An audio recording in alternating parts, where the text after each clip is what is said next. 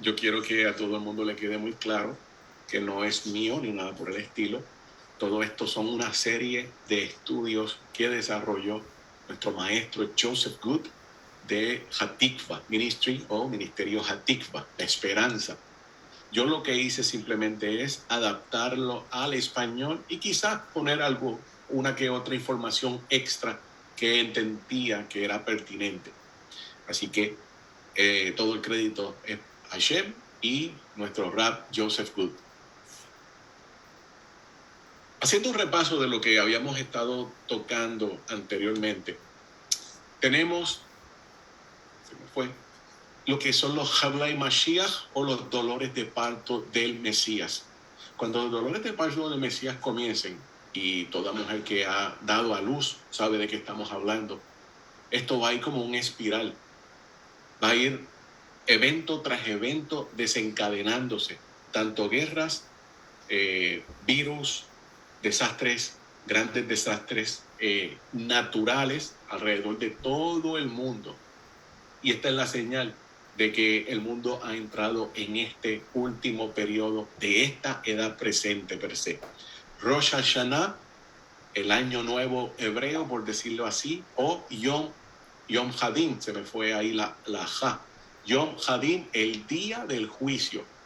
Cuando comience todo esto, según lo que ha estado estudiando por años nuestro maestro Joseph Good, según el entendimiento que Hashem le ha dado a él, vamos a ponerlo así, esto es una aproximación de cómo deben verse todos estos escenarios, ¿ok? Una aproximación.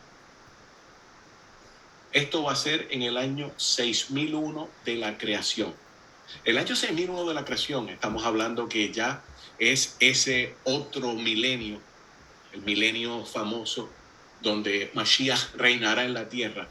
Una de las diferencias grandes que existen entre la escatología judía y la cristiana es que la cristiana, como yo creo que muchos de ustedes conocen, este tiempo de los 7 años de los dolores de parto, conocido como la angustia de Jacob, allá en el otro campamento le dice la gran tribulación, son 7 años que están antes del famoso milenio. Pero en la mente hebrea, estos primeros 7 años están ya dentro de ese milenio. Así que en el año 6001 comienza Heblei Mashiach, los dolores de parto del Mesías, y se da la resurrección. Por el recalco, esto ya le pertenece a este nuevo milenio. Ese Rosh Hashanah, ese día del juicio, se abren los 3 libros. Se abre el libro de la vida, el Sefer Hasadikim o Sefer Hachaim. Se abre el libro de los malvados, Sefer Harashim, y el libro de los indecisos o de los que se encuentran en el medio, el Sefer Beononim. En Rosh Hashanah, como yo dije, comienza todo esto, pero también para ese momento se supone que comience a funcionar el altar y la construcción del templo ya esté en movimiento. Estos son de los puntos que uno debe tener siempre en cuenta cuando decimos que viene Gog y Magog. Pero, ¿cómo va a llegar Gog y Magog si todavía el monte del templo no le pertenece realmente a la casa de Judá? Allí está la mezquita y el domo de la roca. Todo eso se debe de ir. Todos los árboles se tienen que ir. Todas las tumbas que están allí se tienen que remover. Todo ese terreno se tiene que preparar para colocar los primeros cimientos. Se tiene que santificar, se tiene que purificar y todo eso toma tiempo. Estamos hablando de meses y meses. Y nada de esto ha ocurrido. Así que el evento de Gog y Magog no puede llegar. Y usted podrá decir o argumentar, oh, pero es que yo escuché al rabino famoso tal y al otro rabino tal, y básicamente tengo una batería de rabinos famosos en Israel que están diciendo que es Gog y Magog. Bien, recuerde que Gog y Magog tiene 3 entendimientos diferentes. Uno de ellos es Amalek. Amalek el nieto bastardo de Esaú, que no fue reconocido. Yo entiendo que él no ser reconocido, quizás ese muchacho creció con un complejo increíble, con un odio hacia los demás, incluyendo hacia Israel. Por eso Hashem dice, yo voy a tener guerra con Amalek por todas las generaciones. Todo lo que ellos hicieron. Salió Israel y las personas mayores que se quedaron atrás, los más frágiles, ellos lo atacaron. Y esto es un patrón que se repite una y otra vez. Entonces, se puede identificar a Amalek como Gog y Magog, pero no como el Gog y Magog realmente que está hablando la profecía de Ezequiel 38, 39. La mayoría de estos rabinos que están diciendo esto es Gog y Magog lo que se está presentando, porque pareciere, no están estudiando escatología judía, no le están estudiando aunque ellos sean judíos, aunque sepan el hebreo muchísimo mejor que nosotros, porque el mundo dejó de estudiar escatología de su mismo pueblo para el tiempo del segundo o tercer siglo de la era común, después de las masacres que hicieron los romanos. Va a ser entonces el Rebbe Menachem Schneerson del movimiento Chabad Lubavitch que comienza a destapar y desempolvar toda esta escatología judía e insta que por favor el pueblo comience a estudiar la escatología. Es un grupo pequeño que se ha dado la tarea con estudiar y sacar todo esto. Ahora, muchos de estos movimientos de hoy en día no lo están estudiando. Uno de los libros que yo quisiera que usted pudiera adquirir, se consigue en Amazon, muy económico. Está en inglés, no lo he visto en español, y es Los textos del Mesías, de Messiah Text. Un libro increíble. Es un libro donde dice leyendas judías de 3000 años. Encierra el pensamiento judío acerca del Mashiach y cómo ellos entienden que Mashiach va a llegar. Esto fue escrito por un académico judío, Rafael Patay. Tremendo libro, altamente recomendado, de Messiah Text, los textos del Mesías. No sé si se encuentra en PDF. Allá, hermano, el Moré Augusto y el Moré Yohanan, que tienen una amplia colección en PDF, quizás lo puedan tener, no sé, pero si lo tienen, Baruch Hashem. Altamente recomendable para poder entender un poco mejor el concepto de Mashiach, los diferentes puntos de vista, cómo se concebía la idea de Mashiach a través de los siglos. Entonces es importante porque ocurre lo mismo con la escatología. Si no nos vamos a esos textos antiguos, ¿qué era lo que ellos estaban pensando? El libro que yo les he recomendado ya en varias ocasiones, que ya está en el chat, sobre libro epigráfico, la literatura epigráfica. Ya está, mi hermano el Roe Yohanan ya lo tiene ahí en PDF. Así que lo único que tenemos que hacerlo es leerlo. Hay un programa que le lee, usted tiene que pagarlo, claro está, pero le lee el PDF y no tiene que pasar ni el trabajo de leerlo. Las herramientas están, simplemente hay que sentarnos a leerlo, a mirar con el pensamiento, a sacar el pensamiento de Roma, que muchos de ustedes dicen, no, ya lo sacamos. Hermanos, todavía el pensamiento de Roma está bien arraigado. Y eso no nos deja proceder hacia adelante y entender todo el material como es. Hay que hacer una desintoxicación de muchos conceptos, de muchas palabras que se tradujeron mal y llevan 200, 300, 400 años de mala traducción, pero esa mala traducción las personas la han adquirido como es un dato, es un hecho, eso ocurrió así. Y ahora cuando tratamos de venir y estudiar y aprender estos conceptos correctos, rectificando, se dice, no es posible. Llevan tantos años y siglos con ese entendimiento. Personas han elaborado su fe, su doctrina, libros, escuelas, basados en un error. A nosotros nos toca sentarnos y verificar todo eso. Una de las cosas que siempre dice nuestro maestro Rico, verifique todo, verifique todo. Desde que lo conozco, él siempre decía, no me crea a mí, verifíquelo todo. Entonces, es necesario poder investigar todas estas cosas. El mundo cristiano está entrando en pánico, todo lo que se está viendo. Ellos están diciendo, en cualquier momento llega el rapto y la iglesia se va. Sabemos que no va a ser así. ¿Dónde los vamos a ubicar a todo este sector de millones y millones de personas? Y si esos son los que aparecen en Apocalipsis 12, que el dragón los está persiguiendo. Estoy diciendo si esos son, ¿verdad? Porque no estoy seguro de que esto sea así. Hay alguien que está escribiendo en el PowerPoint. Entonces, no sabemos. No sabemos. Los que están indecisos, los que no guardan los mandamientos.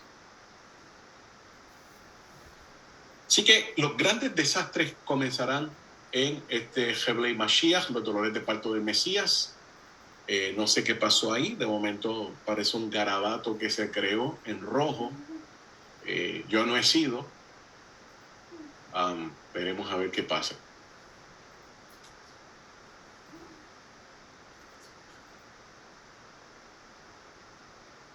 Ok, soy yo que estoy... Necesito que me informen si soy yo que estoy viendo eso o lo están viendo todos. Todos lo estamos viendo. Ok, no sé cómo se formó. No he tocado nada de nada. No sé. Seguimos. Entonces, seguimos con el repaso. Tenemos el surgimiento del falso Mesías. Recuerde siempre el concepto falso Mesías, ¿ok? Ya lo discutimos en clases previas. Falso Mesías versus el anticristo o el antimesías. No, el concepto correcto, falso Mesías. Tenemos que este falso Mesías va a estar haciendo un pacto militar con Israel en Yom Kippur. Y usted dirá, ¿cómo es posible Yom Kippur? Si en Yom Kippur todo el mundo está pidiendo perdón y misericordia. Bueno, debido a los eventos de una gran magnitud, más fuerte de lo que vimos en este pasado Shabbat, el gobierno va a tener que sentarse ese día a firmar un tratado militar con este falso Mesías. Gog y Magog va a estar invadiendo Israel y va a destruir al ejército de Israel. Y entiéndame bien, yo soy pro ejército de Israel. Y yo no quiero que ninguna de estas cosas ocurran. Pero desgraciadamente hasta el día de hoy, la gran mayoría de los israelíes tienen su confianza en el ejército de Israel, en la tecnología del ejército, en la capacidad del ejército. No se dan cuenta que todos los logros que se han logrado, valga la redundancia, a través de las décadas, es porque Hashem siempre ha peleado a favor de ellos. Pero cuando Gog y Magog, que es una alianza inmensa de superpotencias lideradas por Rusia, destruya a todos los ejércitos de Israel y logre penetrar a las montañas de Israel, el pueblo va a clamar. Va a clamar a Hashem. Hashem va a escucharlo porque él recuerda el pacto que hizo.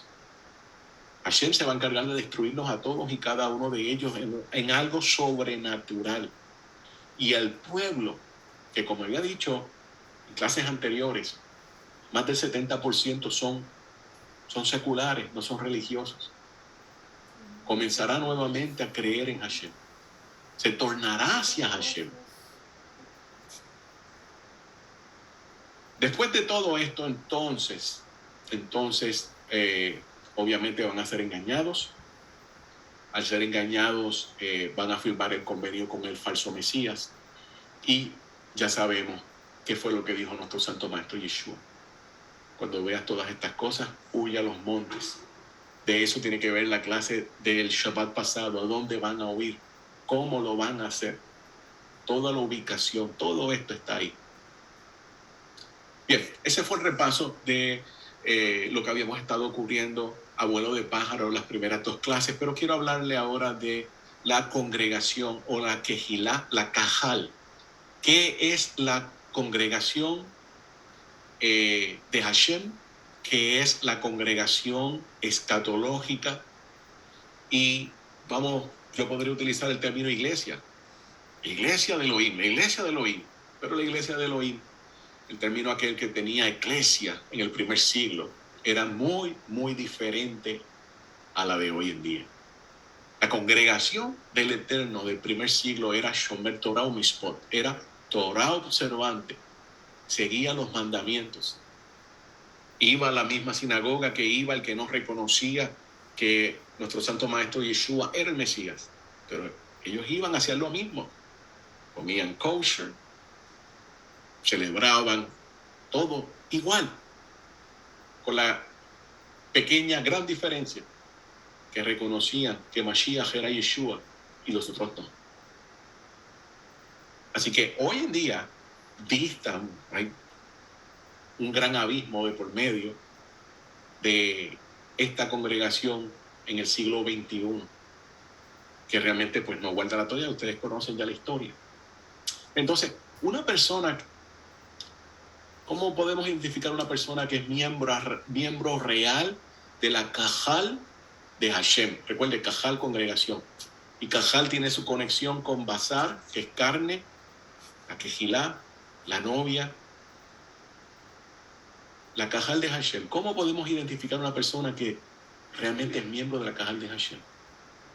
Porque estas son las personas que van a irse en el recogimiento. Cuando nosotros vamos a Hechos de los emisarios, Geburot, o Maaser Hashel Yahim, como le llaman en algunas versiones. Hechos de los emisarios, capítulo 21, verso 20. Esto es lo que dice: cuando ellos lo oyeron, glorificaron a Elohim y le dijeron: ya ves, hermano, cuántos millares de judíos hay que han creído y todos son celosos por la Torah, que han creído que Mashiach es Yeshua y todos son celosos de la Torah. Hoy en día nosotros no podemos decir eso. Y estoy hablando específicamente del otro campamento. No lo podemos decir, porque ellos no han creído en Yeshua, ellos han creído en Jesús. No son la misma, uno te va a llevar a Roma, el otro te lleva a la Torah. Siguieron los garabatos. Entonces es importantísimo nosotros poder conocer todos estos conceptos. Por eso es que no es la misma congregación para nada. Y si seguimos buscando los textos de que muchos me dirán, las palabras de nuestro rey Yeshua, muchos me dirán en aquel tiempo: Adoní, Adoní, en tu nombre hicimos milagros, echamos fuera demonios. ¿Y qué él le va a responder? Apartado de mí, transgresores de la Torah. Nunca hubo relación entre nosotros. Entonces, ¿cómo nosotros podemos distinguir entre uno y entre el otro? Yohanan 10, Juan 10, 27. Mis ovejas oyen mi voz y yo las conozco y me siguen y yo les doy vida eterna y no perecerán jamás, ni nadie las arrebatará de mi mano. Oyen mi voz. ¿Qué fue lo que se escuchó en el monte Sinaí cuando se entregó la Torah? Había un sonido de shofar que iba en aumento. El shofar se traduce como la voz de Hashem, pero también ahí se dieron las palabras.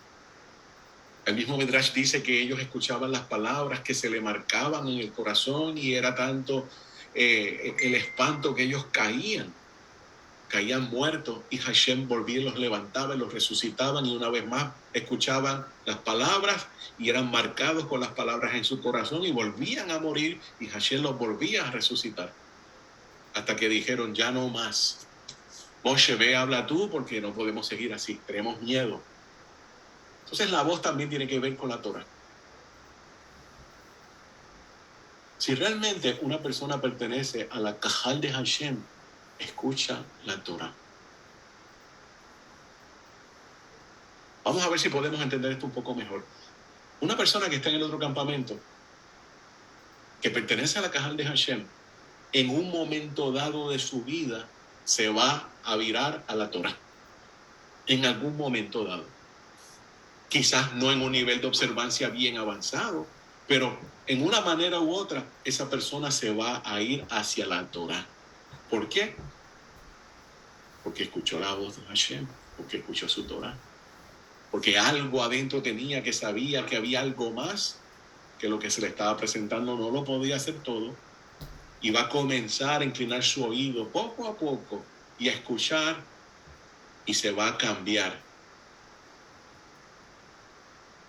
Ese grupo de personas son los que pertenecen, en hebreo le dicen los tzadikim o los justos. Vuelvo y digo, puede estar en el otro campamento, pero puede estar también inclinando su oído hacia la Torah. Automáticamente estas personas ya están inscritas en el libro de la vida. Estas personas son, vuelvo y digo, las que van a ser levantadas en Rosh Hashanah, las que van a resucitar. Estas son las personas que van a gozar de lo que se le llama la reunión o el compartir de los justos. Son las personas que van a estar participando de la coronación del Rey Mesías en el cielo. Son las personas que van a estar como testigos de esa coronación, y son las personas que son la novia como tal del Cordero. ¿Qué va a pasar con todos los demás? Bueno, todos los demás que profesan de alguna manera u otra seguir al Mesías, se le va a dar una oportunidad para que guarden Torah en los otros 3 años y medio difíciles. Y esos son los que van a estar recogiendo Mashiach en Yom Kippur. Pero de eso vamos a hablar más tarde. Yohanan 13:31. El que tiene mis mandamientos y los guarda, ese es el que me ama. Y el que me ama será amado por mi Padre, y yo lo amaré y me manifestaré en él. El verdadero creyente, como dije al principio, la verdadera persona que pertenece a la Cajal de Hashem, en un momento dado terminará observando la Torah. Como dije al principio, quizás uno no lo va a ver como hoy en día sumamente observante, muy conocedor, pero en cierto grado va a estar guardando la Torah, va a estar guardando el Shabbat, va a tener la convicción del Shabbat, va a tener la convicción de que hay un plan de redención y de que Mashiach no solamente vendrá, que también Mashiach tuvo su primera aparición hace unos 2000 años atrás aproximadamente y volverá a regresar. Son características del que realmente pertenece a esa congregación. Cambiando el tema, ahora les presento unos versos de Kohelet o Eclesiastés. Decía nuestro Rab Joseph Good que Kohelet es uno de los libros que menos se enseña, que no se escuchan predicaciones, y tiene tanta información beneficiosa. Dice así, capítulo 3, verso 1 al 8. Todas las cosas bajo el sol tienen un tiempo y un momento. Hay un tiempo para nacer y un tiempo para morir, un tiempo para plantar y un tiempo para arrancar lo plantado. Hay un tiempo para matar y un tiempo para curar, un tiempo para destruir y un tiempo para construir. Hay un tiempo para llorar y un tiempo para reír, un tiempo para hacer duelo y un tiempo para bailar. Hay un tiempo para arrojar piedras y un tiempo para recogerlas, un tiempo para abrazarse y un tiempo para separarse. Hay un tiempo para buscar y un tiempo para perder, un tiempo para guardar y un tiempo para botar. Hay un tiempo para rasgar y un tiempo para coser, un tiempo para callar y un tiempo para hablar. Hay un tiempo para amar y un tiempo para odiar, un tiempo de guerra y un tiempo de paz. El libro de Kohelet o Eclesiastés, comúnmente se le llama Eclesiastés y el predicador, escrito por Shlomo HaMelech, el rey Salomón. Este libro está hablando de un llamado a la Shuvah, al retorno a Hashem. Este libro es escrito cuando ya Salomón es bastante mayor. El libro está hablando de cómo una persona buena, temerosa de Hashem, que se esfuerza por obedecer al Todopoderoso, le están ocurriendo constantemente cosas malas. Y quizás usted se ha preguntado, porque yo me lo he preguntado también, ¿cómo es posible que una persona mala, que para nada sigue el Todopoderoso, prospera? Siembra $1 y cosecha miles de dólares. Todas las cosas le salen bien. Y a la persona entonces que está buscando aferrarse al Todopoderoso, llegan enfermedades, lo despiden del trabajo, constantemente hay una lucha. Obviamente sabemos que hay pecado, hay transgresión de la Torah en todo el planeta. Las cosas están hechas así. Hashem es el único que sabe todas las cosas. El por qué nos puede hacer mejor. Ustedes recuerdan del Midrash que yo le conté acerca de una persona, un rabino que quería ser todavía más sadik, más santo. Y cuanto duda él tenía, que le preguntaba a su otro rabino, se la contestaban, pero llegó un punto que su rabino no tuvo más cómo contestarle. Y le dijo, hay un rabino que te puede ayudar. Es un gran sabio, vive en otro pueblo. Ve a donde él. Y el hombre fue, este rabino emprendió esa travesía, llegó al otro pueblo, toca la puerta, lo recibe el rabino, le da un abrazo, muy contento el rabino de que ese otro rabino más joven estuviera allí. Él nota inmediatamente que el rabino, su ropa está vieja, que el rabino no luce como si estuviera pasándola bien en aspecto, pero el rabino siempre está contento. El rabino, que no le ha preguntado por qué está allí, lo invita a pasar, solamente le ofrece un vaso de agua porque no tiene nada más que darle. Inmediatamente este hombre nota que el rabino tiene a su esposa enferma en cama y tiene que estar ayudándola, dándole todo, y él está feliz, y él está alegre. Y no vive en un lugar cómodo ni nada por el estilo. Y todo esto está maquinando y dándole duro en el sistema de este rabino más joven. En un momento dado, entonces el rabino mayor le dice, y cuéntame por qué estás aquí. Y él le dice, realmente no sé. ¿Cómo usted puede lidiar con todas estas cosas? Y él, ¿qué cosas? Yo estoy bien, yo estoy feliz. Hashem me da todo lo que necesito. Y ahí el hombre comprendió. El hombre comprendió que es la actitud en que uno afronta todas las situaciones. Es la clave para poder entender y para poder echar para adelante. Concepto de prosperidad desde el punto de vista hebraico es que se pueda cumplir la misión que Hashem te envió a la tierra. Seas rico, seas pobre, que se cumpla la misión. Ahí vas a ser próspero completamente.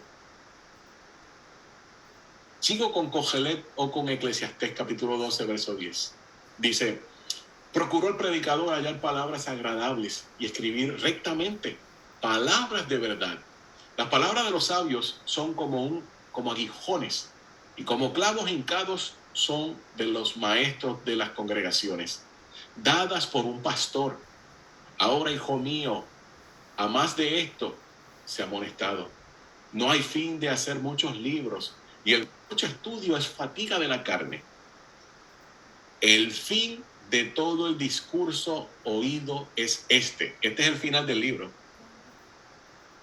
Teme a Elohim y guarda sus mandamientos, porque esto es el todo del hombre, porque Elohim traerá toda obra a juicio, juntamente con toda cosa encubierta, sea buena o sea mala. Son las palabras finales de Salomón, ya viejo, haciendo shuvá, haciendo arrepentimiento, volviendo al Creador, dándole un consejo a uno de sus hijos y diciendo, y estoy parafraseando ahora, que lo que vale la pena es seguir a Hashem y guardar sus mandamientos. Y si no lo sabías, que Salomón había rectificado al final de sus días, había hecho shuvá, aquí tienes la evidencia. Dice al final de esta oración, porque Elohim traerá toda obra a juicio. Eso es un vocabulario de Rosh Hashanah. El juicio comienza en Rosh Hashanah, el juicio mayor, y luego tienes el juicio menor en Yom Kippur. Micrófonos, por favor, en silencio. Verifiquen sus micrófonos. ¿Hay alguien con el micrófono abierto? Entonces, estábamos hablando acerca de las diferencias de la congregación de Hashem. ¿Alguien tiene el micrófono abierto? No se ha dado cuenta. Diferencias grandes entre la congregación de Hashem y la congregación que no es de Hashem. Ya ustedes se van dando cuenta. Creo que ya esto ya lo comenté. Entonces, ¿qué ocurre, hermanos? En cuanto a lo que es la resurrección de los justos, de los tzadikim, básicamente todo el mundo, o el 99% de las personas, cuando hablan de la resurrección, van inmediatamente buscando los pasajes de los escritos del primer siglo. Y si acaso van y buscan el libro de Daniel para poder conectar una cosa con la otra. Pero entonces no podemos conectar. No sé, yo era parte de esto. Si el Rabí Yeshua lo que tenía era la Tanaj, si Rab Shaul, Pablo, lo que tenía era la Tanaj, si el rabino Kefa o Yohanan o cualquiera de los estudiantes de nuestro Santo Maestro Yeshua, lo que tenían era la Tanaj, es necesario que nosotros podamos también encontrar todos los temas de resurrección en la Tanaj. Es sencillo citar acá, mira, acá los escritos del primer siglo, los escritos nazarenos, aquí en Primera de Corintios 15, aquí en Primera de Tesalonicenses, Segunda de Tesalonicenses, acá en lo que se le llama como los evangelios, aquí está todo lo que es la resurrección, pero son ideas hebreas de dónde sacaron ellos todos estos conceptos. Porque el Nuevo Testamento, como algunos le llaman, no se había escrito, no existía en ese momento. De algo ellos lo tuvieron que sacar, era una idea judía. No consideramos nada de esto y mucho menos consideramos buscar alguna fuente extra judía, como mencioné, el Meam lo es. No, eso no, eso es muy judío. Una vez a mí me dijeron eso, increíble. Un mensaje que di, me dijo, estuvo bueno, pero era muy judío. Me chocó. Así debería ser el mensaje que dio nuestro Santo Maestro Yeshua o el Rab Shaul o cualquiera de sus otros compañeros. Entonces, lo que vamos a hacer es profundizar en la mente hebrea, y esto ya habíamos puesto las primeras 2 clases como una introducción. Aquí estamos ya yendo un poco más profundo, pero esto no se va a acabar hoy. Esto es una serie que es bastante larga y usted no está obligado a tomar la clase ni nada por el estilo. Si usted quiere, Baruch Hashem, pero por este ciclo, en este ciclo vamos a estar enfocándonos en indagar en la mente hebrea, en indagar en la escatología judía, en indagar diferentes conceptos que eran muy claros en el primer siglo, la manera de hablar, de interpretar de nuestro Santo Maestro Yeshua y todo lo que viene por al lado. Si usted quiere quedarse, Baruch Hashem, y si no, pues Baruch Hashem también. Algo bien interesante, porque cada vez estoy notando más, no aquí, no, gracias al Eterno, aquí no pasa eso, pero en las redes se levanta tanto y tanto antisemitismo, antijudaísmo increíblemente. Algunas personas argumentando de que no, es que el hebreo de ahora no era el hebreo original, se escribió diferente. Cuando nuestro santo maestro Yeshua estaba en el primer siglo, tenía básicamente el mismo hebreo de hoy en día. Las nikuts, los puntos, las vocales, todas estas cosas, tiene que haber salido de ese tipo de hebreo. Y él dijo que ni una jota ni una tilde pasarían. Él no tenía el palohebreo en ese momento. Lo que él leía también era aquel hebreo con caracteres babilónicos. La shin que aparecía en Jerusalén formando los valles era una shin moderna, no era la shin del palo hebreo. El nombre del Todopoderoso, Shem Hameforash, que se ve desde las montañas de Israel, es con este otro hebreo más moderno y no con el palo hebreo. Entonces, piensa en todas estas cosas para derrumbar todos estos argumentos que están trayendo, cada vez son más. Antisemitismo en medio, no, ahora no, hablando del otro campamento, en medio de raíces hebreas y en medio del el mesianismo también.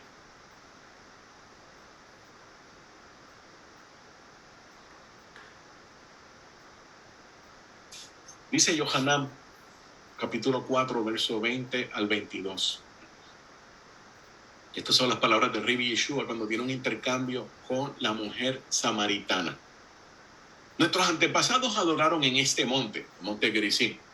Pero ustedes, los hebreos o los judíos, dicen que en el lugar donde debemos adorar está en Jerusalén. El Rabbi Yeshua le dice, créeme mujer, que se acerca la hora, que ni en este monte ni en Jerusalén adorarán ustedes a Hakadosh Baruj Hu. Ahora ustedes adoran lo que no conocen. Nosotros adoramos lo que conocemos, el judío. Porque la salvación proviene del judío. Y lo dice en presente. La salvación proviene del judío. La salvación proviene del judío, es el pueblo que está en el pacto, es el pueblo que aunque ha cometido muchos errores, sigue estando en el pacto. Conocemos que es la Torá por el pueblo judío. Conocemos que es una mezuzá por el pueblo judío. Conocemos cómo se ponen los tzitziyot y el talit por el pueblo judío. Las bendiciones que recibimos en Shabbat por el pueblo judío. Pero hay un sector grande que no quiere saber de nada de estas cosas. Hay un sector grande que llega Rosh Hashanah y sacan los shofarot y se preparan, pero no van a la liturgia. Hacen un culto cristiano con palabras modificadas y luego suenan el shofar 100 veces y Baruch Hashem celebramos Yom Teruah. Y todo lo que es la escatología que está en la liturgia, toda esa liturgia que hizo nuestro santo maestro Yeshua, Rab Shaul y todos los primeros miles de seguidores, ese casi primer siglo completo, no se hace. Pero somos los Haderech Hanotzrim, los del camino del retoño. Somos los nazarenos, estamos caminando como hacía nuestro santo maestro Yeshua. Estamos siguiendo sus pasos. Se sigue teniendo la mentalidad en Roma. Sigue siendo todo romano con un sabor judío. Las canciones que se cantaban en el otro campamento, modificadas. Danzas, y muchas veces no son ni danzas. No hay problema con las danzas hebreas. El problema es que la mayoría de los sitios no están presentando danzas hebreas, son danzas modernas, con pasos modernos, coreografía y todas estas cosas. Todo eso es parte de seguir en Roma. Pero queremos revelación, queremos ir no al cuarto nivel de entendimiento, tenemos que ir al quinto nivel de entendimiento. Mirar los misterios más profundos. Y la liturgia, no, la liturgia déjalo porque son de los judíos. nosotros el pueblo del pacto. Y estamos entrando en un tiempo que yo no hay que abundar en qué tiempo estamos nosotros mirando, que todo va cambiando muy rápido y modificándose. Un paso bastante fuerte. Y cuando se venga a dar cuenta, la mayoría del pueblo, ya va a ser muy tarde.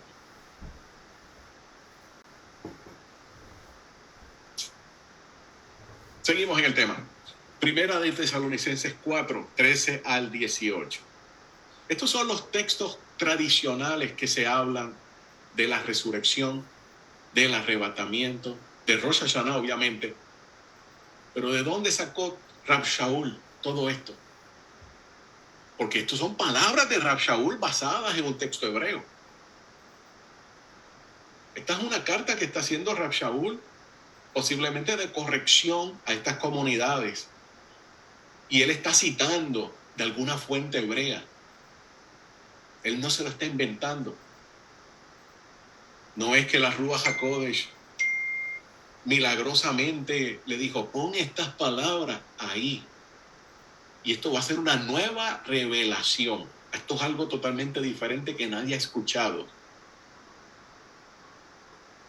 Él como rabino, instruido en el fariseísmo, con toda su estructura, con todo su andamiaje, muy, vamos a ver cómo le digo, orgulloso de buena forma de ser parte de la casa de Gilel, está trayendo ese bagaje y lo está presentando. Pero está colocando todo esto de una manera, de un pensamiento fariseico. ¿Cuál es el pensamiento fariseico? El que luego se le va a llamar el pensamiento rabínico. No me crea, vaya, búsquele la historia. Entonces, cámbiele lo que le acabo de decir y aquí te trae el pensamiento rabínico antiguo. Porque es lo que significa también el fariseísmo. Y nunca deje pasar de que él imita a Mashiach. Y te presenta todo esto. Tampoco queremos, hermanos, que ignoréis acerca de los que duermen, para que no os entristezcáis como los otros que no tienen esperanza. Porque si creemos que Yeshua murió y resucitó, así también traerá Elohim con Yeshua a los que durmieron en él. ¿De dónde los va a traer?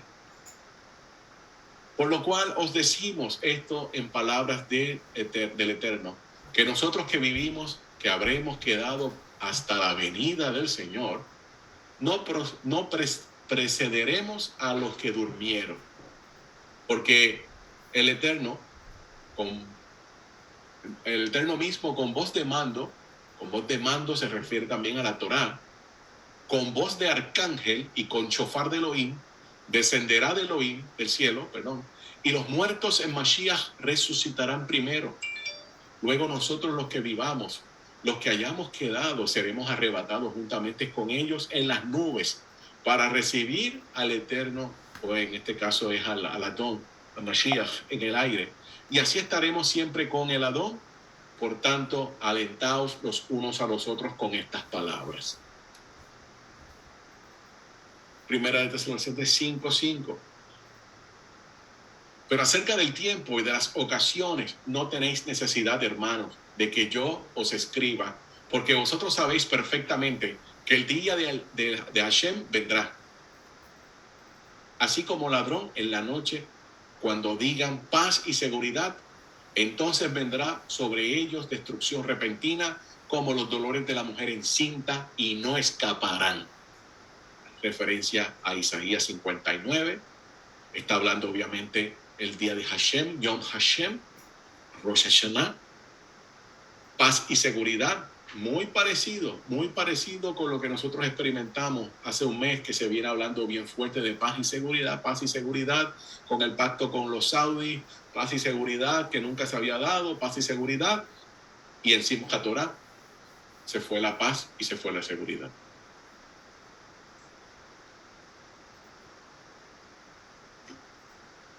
Vuelvo y digo, no conocemos estas cosas.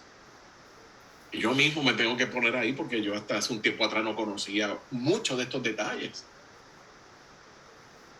Hasta que somos confrontados. Y mire que yo soy pro liturgia, pro tradición, muy tradicional. Primera de Crónicas 28, 11 al 13. Entonces David dio a su hijo Salomón el plano, el tafnit, del pórtico del templo, de sus edificios, almacenes, aposentos altos, cámaras interiores, del lugar del propiciatorio, el plano de todo lo que tenía en mente para los atrios de la casa de Hashem, el templo, para toda la cámara alrededor, para los almacenes de la casa de Elohim, para los almacenes de las cosas consagradas, también para las de los Kohanim, de los levitas y para toda obra de servicio de la casa de Hashem, para todos los utensilios del servicio en la casa del Eterno. Todos los detalles concernientes al templo, a la función de él, a la liturgia, a la manera de presentarse. Todo eso Hashem se lo dio a David y David se lo dio a Salomón.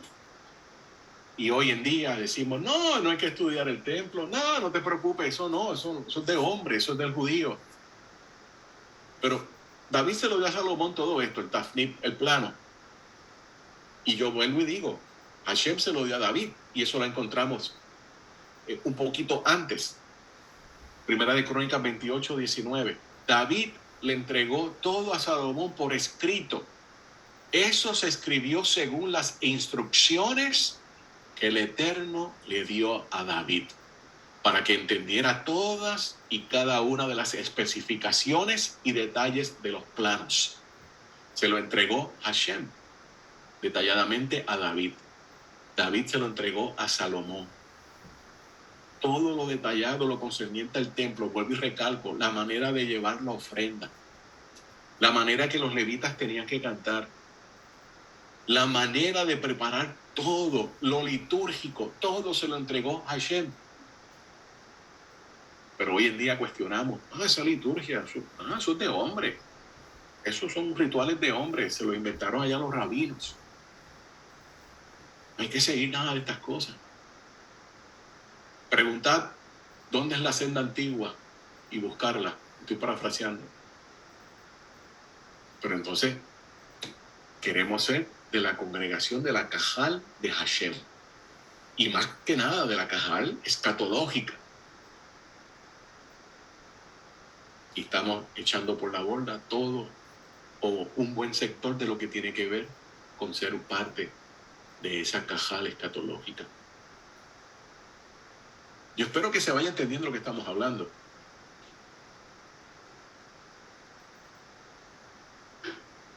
Primera de Corintios 15, 50-51. Todo esto está hablando de Rosh Hashanah. Y dice, pero esto digo, hermanos, que la carne y la sangre no pueden heredar el reino de Elohim, ni la corrupción heredará la incorrupción. He aquí os digo un misterio, un sod. Un misterio significa en este momento un entendimiento profundo. Si es un entendimiento profundo que está conectado a la mente hebrea, es exactamente lo que no se estudia en el otro campamento, ni desgraciadamente dentro de las raíces hebreas. Nosotros tenemos que tomar el momento, sentarnos, indagar, echar a un lado obstáculos que tenemos en el camino.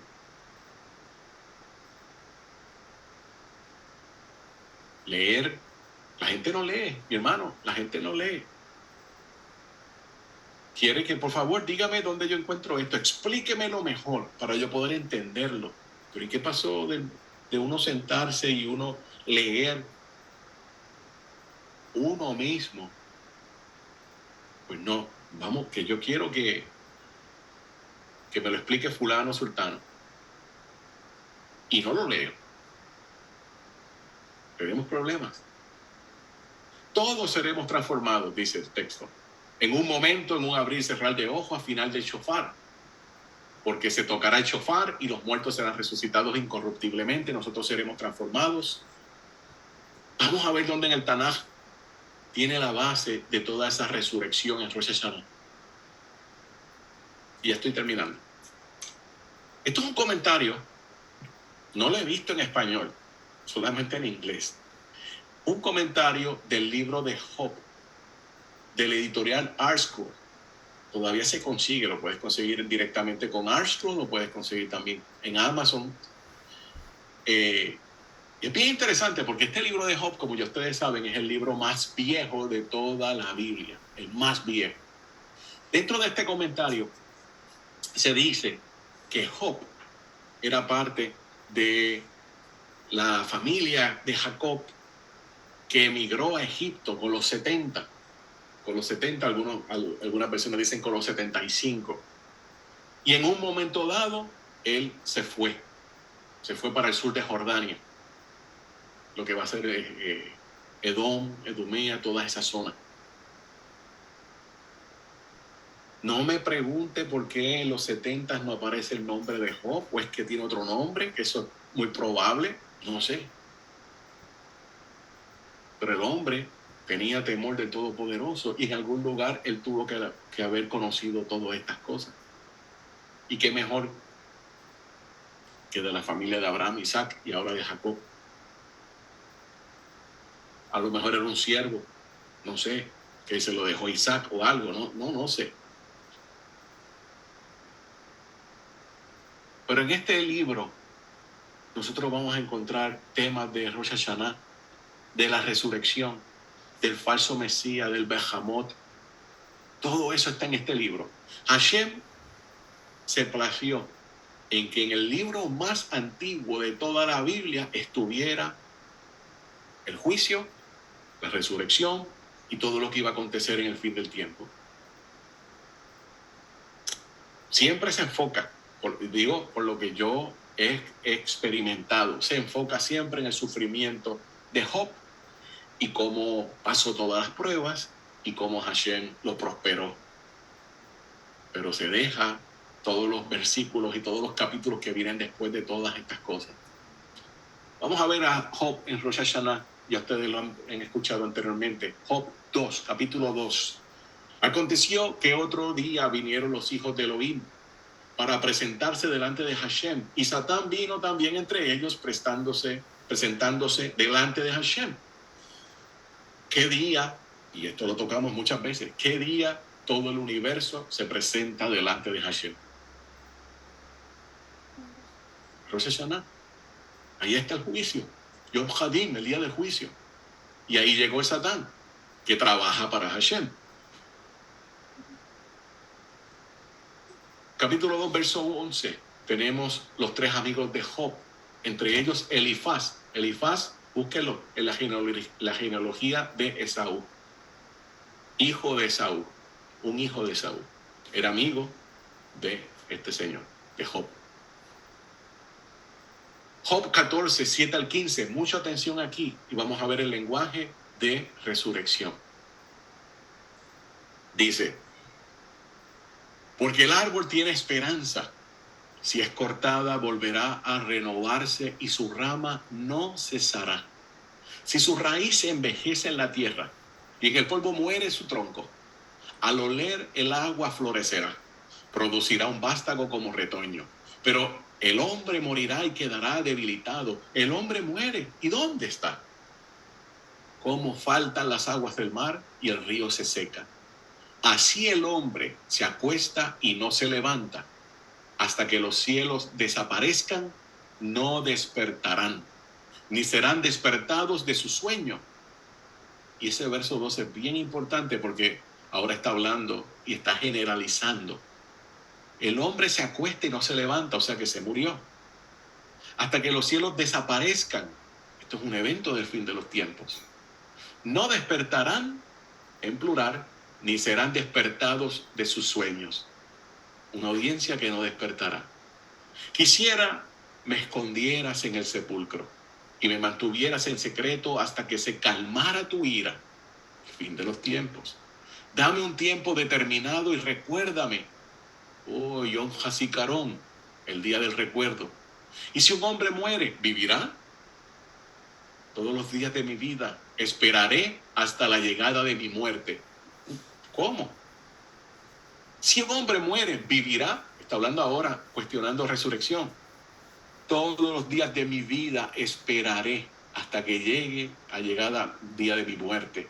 Llama y yo te responderé. Deseas la obra de tus manos.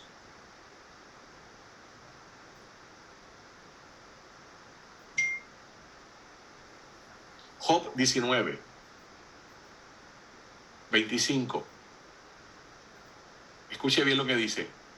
Pero sé que mi Redentor vive, y el último en la tierra, él perdurará. Después de mi piel cortaron esto, y de mi carne veo el juicio. ¿Qué veo por mí mismo? Y mis ojos han visto, y no un extraño. Mis riñones se consumen dentro de mí. Dirás, ¿por qué debemos perseguirlo? ¿Y cuál es la raíz del asunto que se encuentra en mí? Temed la espada, porque la ira de las iniquidades es espada, para que conozcáis el botín. El 25, bien importante, cuando él está reconociendo que el Redentor vive. Pero el Redentor, ¿acaso no era uno de los nombres que se le daba a Mashiach? Hay una esperanza, y dice, como el último en la tierra. Se habla de que la piel la cortaron, y obviamente si la piel se corta, está muerto. Pero que dice también nuevamente ahora que con la carne está viendo el juicio. Pero ¿cómo? ¿Cómo puede ver un juicio si él está muerto? Y está hablando de la carne, está hablando de que tiene piel, de que tiene un cuerpo, y ese cuerpo que había sido cortado, ahora está viendo el juicio. Y son lenguajes de Rosh Hashanah. Y en ese lenguaje de Rosh Hashanah está hablando también de una resurrección.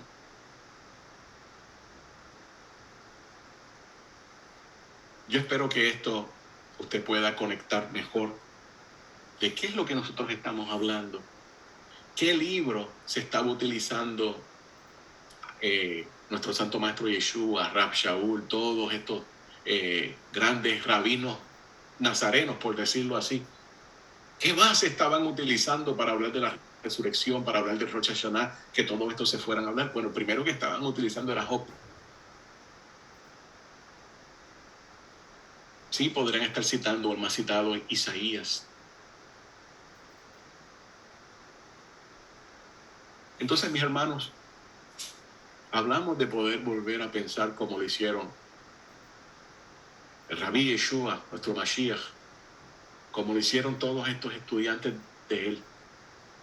Conocer mejor la Torá, conocer los profetas, conocer la Tanaj mejor, para poder explicar, como cuando Rab Shaul lo invitaban a una sinagoga y él comenzaba a hablarle. Es obvio que en ese momento el principal de la sinagoga no lo detenía, él dejaba que hablara y hablara y hablaba, porque se trataba de un tema judío. No estaba hablando algo extraño, algo diferente. Y hablaba de que Mashiach era Yeshua y de que Hashem lo había resucitado. No había una oposición ni nada. Comenzaban a gritar cuando él le decía que los gentiles ahora habían sido parte de toda esta redención o la futura redención. Ahí era donde venía el issue, el problema. Pero de que si Mashiach era Yeshua, de que si Hashem lo había resucitado, no había ningún tipo de problema porque eran temas judíos. Bueno, por el momento, en esta noche lo vamos a dejar hasta aquí.